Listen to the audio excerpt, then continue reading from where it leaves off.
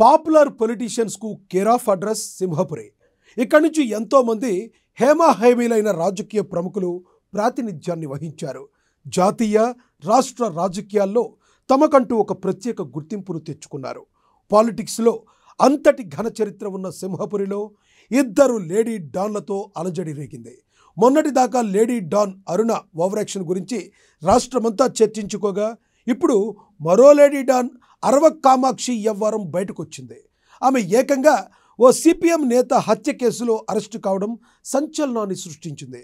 Political touch ఉన్న ఈ ఖతర్నాక్ లేడీలు చేసిన తప్పుడు పనులతో ఇప్పుడు సింహపురి షేక్ అవుతుంది.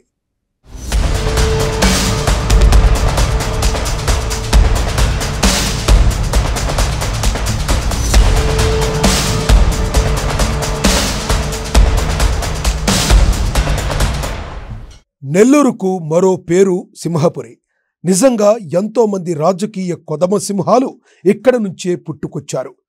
పలువురు ప్రముఖులు సింహపురి నుంచి రాజకీయ ఓనమాలు మొదలుపెట్టి ఎంతో ఎత్తుకు ఎదిగారు. ఉమ్మడి రాష్ట్రంలో ఓ వెలుగు వెలిగారు. ప్రస్తుతం ఏపీలోనూ తమదైన పాత్రను పోషిస్తున్నారు. ఒక రకంగా చెప్పాలంటే ఉద్దండులైన పొలిటికల్ లీడర్ల ఫ్యాక్టరీగా నెల్లూరుకు పేరుంది.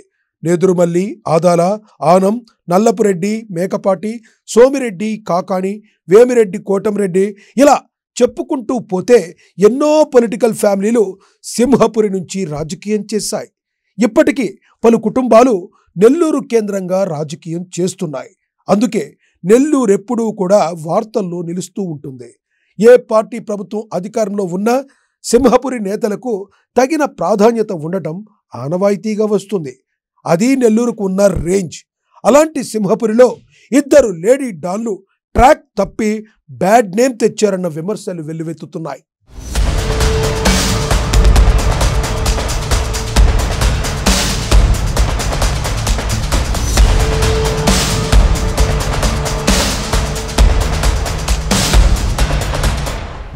పొలిటికల్గా ఎంతో యాక్టివ్గా ఉండే నెల్లూరు ప్రశాంతతకు మారుపేరు. చెన్నైకు సమీపంలో ఉండడంతో తమిళనాడుతోనూ సంబంధ బాంధవ్యాలుంటాయి.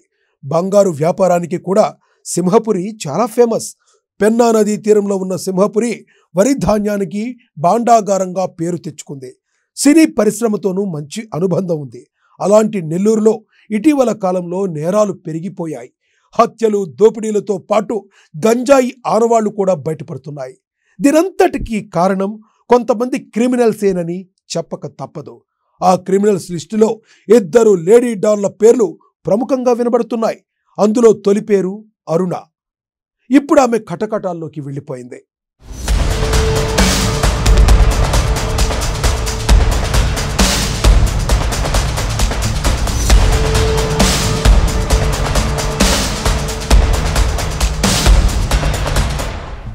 దొంగతనాలు, దందాలు, దోపిడీలు, హత్యలు, గంజాయి, డ్రగ్స్ రవాణా, విక్రయాలు, గ్యాంగ్ వార్, భూ కబ్జాలు, రియల్ దందాలు అన్నింటా అరుణాహస్తం ఉందని ఆరోపణలున్నాయి. నెల్లూరు జైల్లో యావజ్జీవ శిక్ష అనుభవిస్తున్న శ్రీకాంత్ అనే ఖైదీని భర్తగా చెబుతూ ఆమె ఎన్నో దందాలు చేసేది. ఎంతమంది వ్యతిరేకించినా ప్రభుత్వంలోని అత్యున్నత స్థాయి అధికారి సిఫారసుతో శ్రీకాంత్ను పెరోల్తో బయటకు తీసుకొచ్చేది. అతడితో కలిసి అరుణ బెదిరింపుల భాగోతం వీడియోలతో సహా బయటపడింది. బాధితుల ఫిర్యాదుతో రంగంలోకి దిగిన పోలీసులు అరెస్టు చేసి జైలుకు పంపించారు. శ్రీకాంత్ బెయిల్ కూడా రద్దయింది.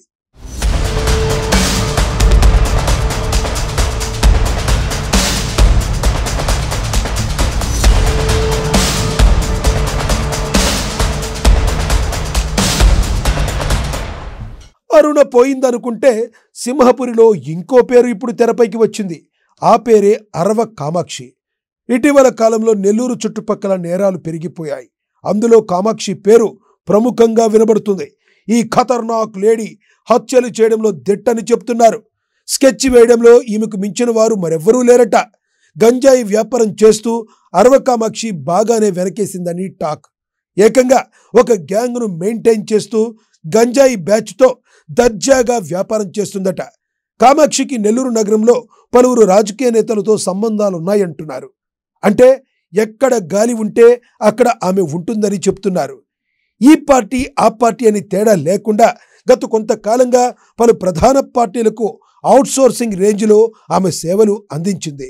ఇలా రాజకీయ పార్టీలతో సత్సంబంధాలు కొనసాగిస్తూ తమ వ్యాపారానికి ఎలాంటి ఢోకా లేకుండా యథేచ్ఛగా తన గంజాయి దందాను 3 పువ్వులు 6 కాయలుగా విస్తరింపజేస్తుంది. అందుకే తన అక్రమ వ్యాపారానికి ఎవరడ్డొచ్చినా ఆమె సహించదట.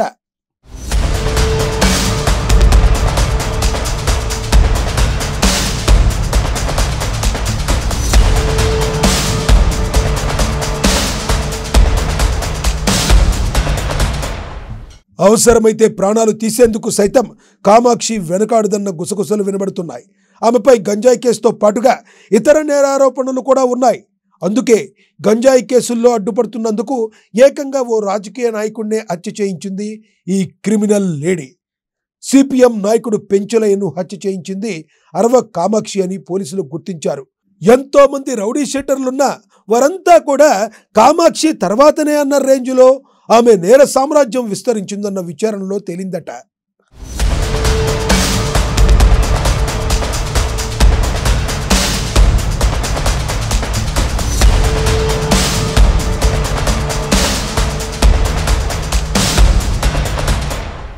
కామాక్షి గంజాయి రౌడీజంతో కొంతకాలంగా చెలరేగిపోయిందని చెబుతున్నారు. ఒడిశా నుంచి షిప్లో ఏపీకి గంజాయి సరఫరా అవుతుందన్న అనుమానాలున్నాయి. అక్కడి నుంచి బైక్స్, పబ్లిక్ ట్రాన్స్పోర్ట్లో రవాణా సాగుతుంది. 3 అంచెల గంజాయి సరఫరా జరుగుతున్నట్లుగా పోలీసులు అనుమానిస్తున్నారు. ఒక్క నెల్లూరులోనే 30 మంది సప్లయర్స్ ఉన్నారని పోలీసులు గుర్తించారు. 300 మంది డెలివరీ బాయ్స్ నెట్వర్క్తో యథేచ్ఛగా నెల్లూరులో గంజాయి విక్రయాలు జరుగుతున్నా పోలీసులు మాత్రం చోద్యం చూస్తున్నట్లు వ్యవహరిస్తున్నారని పెద్ద ఎత్తున విమర్శలు వినబడుతున్నాయి. సిపిఎం నేత పెంచలయ్య హత్యకు 300 రూపాయల గంజాయి ప్యాకెట్ కారణమని అంటున్నారు.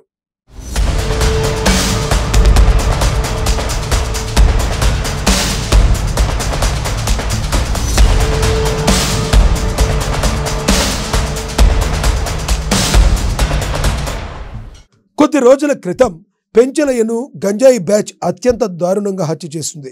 ఈ కేసులో కుట్రదారుగా ఆరోపణలు ఎదుర్కొంటున్న అరవ కామాక్షిని పోలీసులు అరెస్టు చేశారు. అందుకు తగిన ఆధారాలను కూడా సేకరించారు.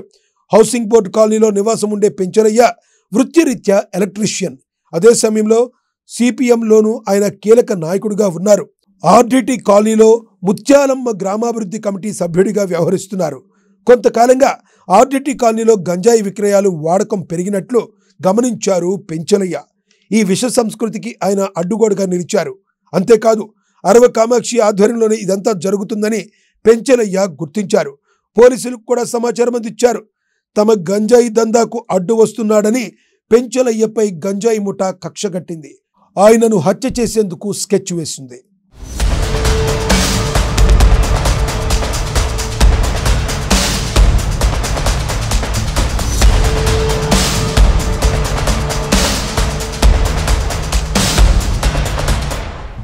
ఇటీవల సాయంత్రం పూట పిల్లలతో కలిసి స్కూటీపై ఇంటికి వెళుతున్న పెంచలయ్యపై దాడి చేశారు కొందరు దుండగులు.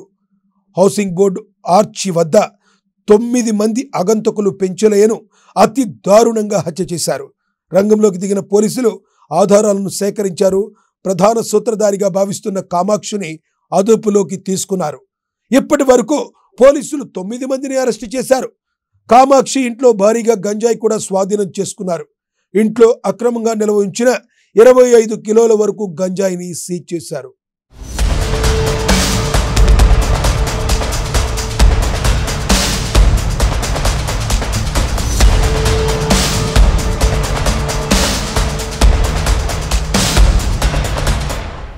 మరోవైపు హౌసింగ్ బోర్డు ఆర్టీడీ కాలనీ వాసులను కామాక్షి ఎంతో ఇబ్బందులు గురి చేసిందనే ఆరోపణలున్నాయి. ఈ నేపథ్యంలో హత్య కేసులో కామాక్షి అరెస్టు కావడంతో స్థానికులంతా ఏకమయ్యారు. ఆమెపై జనంలో ఆగ్రహం కట్టలు తెంచుకుంది. అందుకే కామాక్షి ఇంటిని వారు కూల్చివేశారు. ఆమె అనుచరుల ఇళ్లను కూడా సామూహికంగా వెళ్లి ధ్వంసం చేశారు. ఈ సందర్భంగా ఇంటి గోడల్లో దాచిన కత్తిని పోలీసులు స్వాధీనం చేసుకున్నారు. ఇకపై ఆమెను తమ ప్రాంతానికి రానివ్వబోమని స్థానికులు మండిపడుతున్నారు.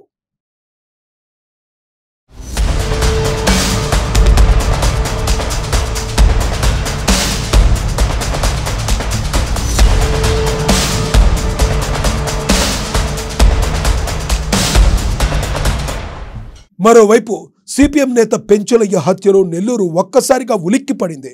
ఓ రాజకీయ నాయకుడిని కామాక్షి ఇంత నిర్దాక్షిణ్యంగా హత్య చేయించడం ఏంటని జనం మండిపడుతున్నారు. ఈ నేపథ్యంలో కామాక్షి విషయంలో టీడీపీ వైసీపీ మధ్య మాటల యుద్ధం మొదలైంది. ఆమెది మీ పార్టీ అంటే మీ పార్టీ అంటూ విమర్శించుకుంటున్నారు నేతలు. ఎన్నికల ముందు కామాక్షి వైసీపీ వైపే ఉన్నారని టీడీపీ అంటే, ఎన్నికల తర్వాత చేరింది టీడీపీలోనే అంటూ ఫ్యాను పార్టీ కౌంటర్ ఇస్తుంది. టీడీపీ తరపున కోటమిరెడ్డి శ్రీధర్ రెడ్డి వైసీపీని కార్నర్ చేస్తుండగా, ఫ్యాన్ పార్టీ తరపున మాజీ మంత్రి కాకాని టీడీపీపై నిప్పులు చెరుగుతున్నారు. దీంతో మీరంటే మీరంటూ హాట్గా రాజకీయం నడుస్తుంది. ప్రశాంతంగా ఉన్న సింహపురి ఇప్పుడు వేడెక్కింది.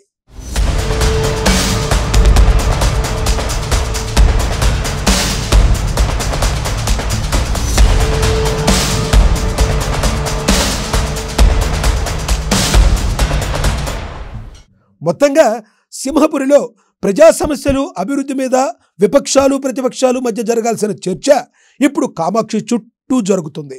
ఓ కిలాడి లేడీ రాజకీయ నాయకుల్ని హత్య చేసేంత వరకు దిగజారిందంటే సామాన్యుల రక్షణ ఎక్కడ? అందుకే ఇలాంటి లేడీ డాన్లకు చంద్రబాబు సర్కార్ చెక్ పెట్టాలని జనం కోరుతున్నారు. వెర్రి వేషాలేస్తూ జనాలను గుల్ల చేస్తున్న ఈ విషపు కిలాడీలు జైలుకే పరిమితం అయ్యేలా కఠిన చట్టాలు తీసుకురావాలంటున్నారు. ఇలాంటి క్రిమినల్స్ విషయంలో స్ట్రిక్ట్గా ఉండే చంద్రబాబు ప్రభుత్వం నుంచి ఎలాంటి చర్యలు తీసుకుంటుందో వేచి చూడాలి.